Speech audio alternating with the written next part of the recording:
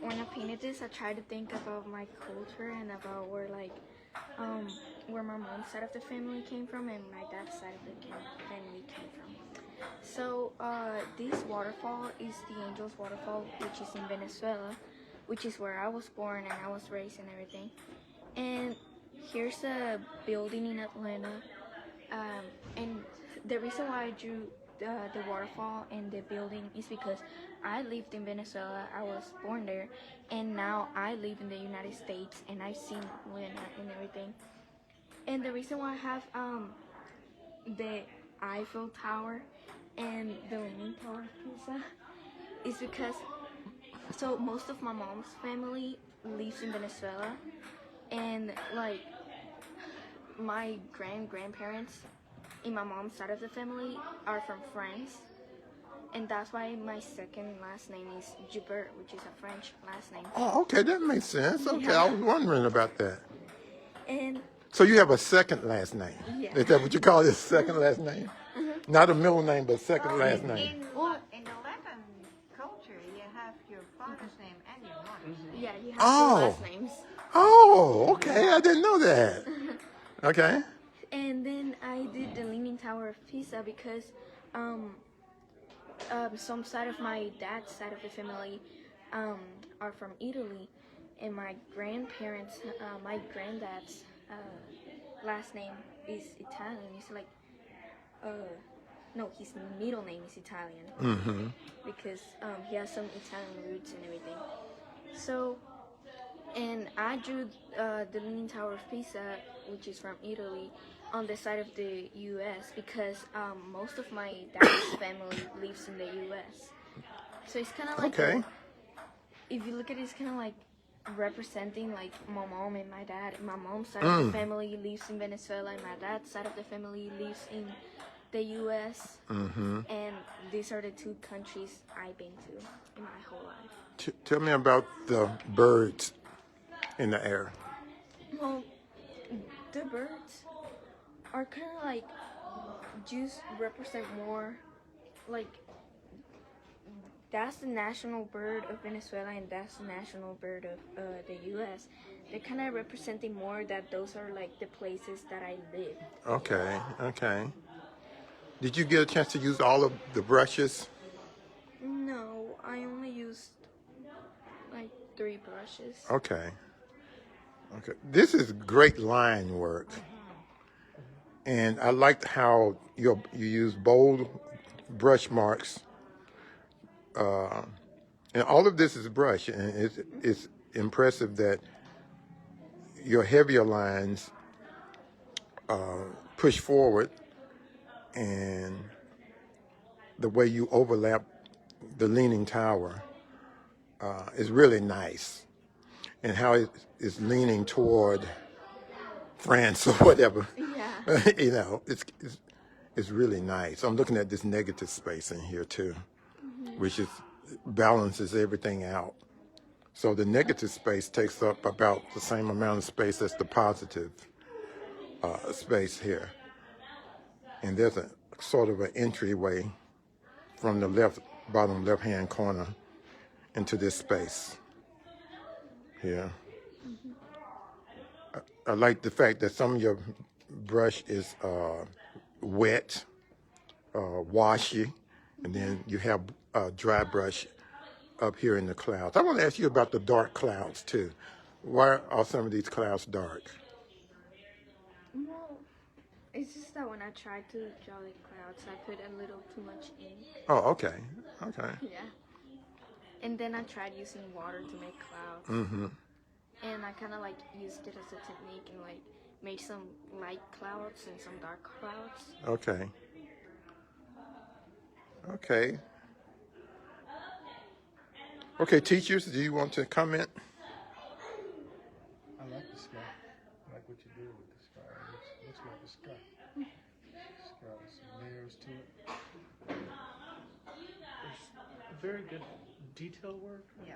As well as the angles that you chose are very playful. You chose the angles are all going towards the left, if you haven't noticed. And it tends to be more of a, since all the angles are going in one direction, they give you a sense of playfulness. If you haven't noticed that the Leaning Tower, the Eiffel Tower, the waterfall, even the bird's wings are all going towards the left, Oh, that's true. which give you a sense of playfulness. It's almost like you're cocking your head and giving almost like a crooked smile to the viewer. We should make it sort of like an illustration, very illustrative. I also think it's very architectural. Yeah. Okay. Very, detailed.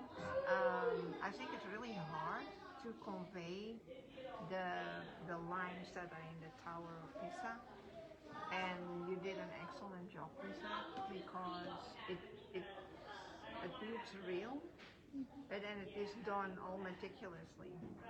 So the same as with the lines of the Eiffel Tower. And I want to mention, you didn't use any pencil in this either, did you? No, I didn't. So you had to be very specific as far as your marks. Accurate. The only thing I did was like, I grabbed a smaller piece of paper and kind of like sketched with the brush to like have a plan, like an idea of what I was Okay. gonna do. Well, that makes sense. Yeah. Yeah. And then I just started drawing with the brush Yeah. here. I don't know if this was intentional or not, but these little marks for the rocks or what have you mirror the marks in the building, the windows. Yes, yes. And so you have these rectangles, and these. That's cool. Yeah. I like that you put the birds in there. I didn't know. I've never seen that bird before. You said that's the national bird of the country that you're from. It definitely shows your personality. What is the name of that bird? Torpedo. Kookaburra. Say again. What do you say? I said the kookaburra. It's Kookaburra.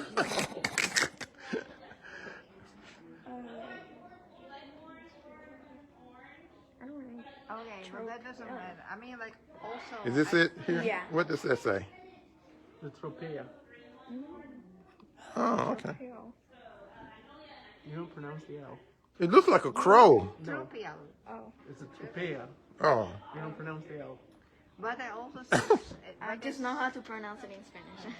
it's symbolizing that the birds are flying to each other, towards each other, and like solidifying the connection between your dead Parents. and- Uh-huh. Yeah, I wanted something to connect the two of them. So. This is a rich history.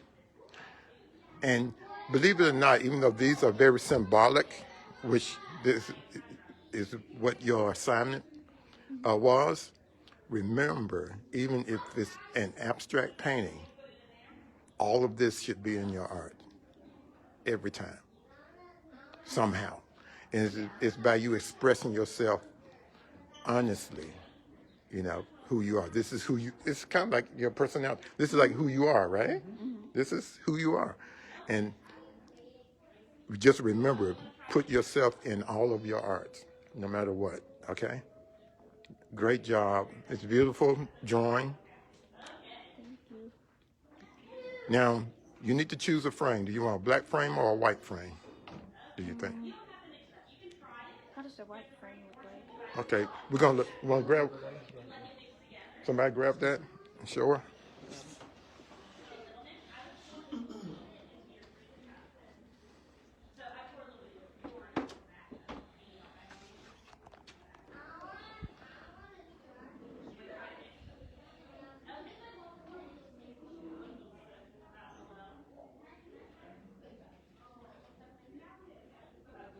Put it back again on the black one and see.